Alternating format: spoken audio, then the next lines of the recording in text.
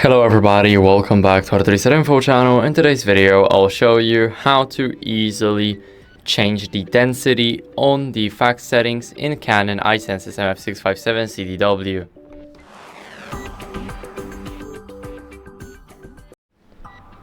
So first, what you guys want to do is go over to the menu. Now here in the menu, select function settings and select the send settings. Now here we need to click on the fax settings and change default settings, fax.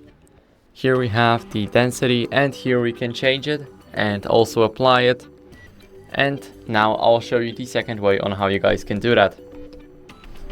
So as you guys can see, I am on the website right now and I'll show you how I got here. Basically, I've entered the system manager mode. Then you guys need to enter your remote UI access pin. If you've forgotten yours, then you guys can create a new one in the printer. Let's click on the settings and registration. And here go to the TX settings. Now we need to go to fax TX settings right here. And in the basic settings, we will need to click on edit. And here we have our density. So you can set it up from -4 to 4. Right here. So now after we click on OK, this setting will be applied. So that's it for the video. I hope it was helpful. If it was, then leave a like, subscription and a comment, and I'll see you in the next one.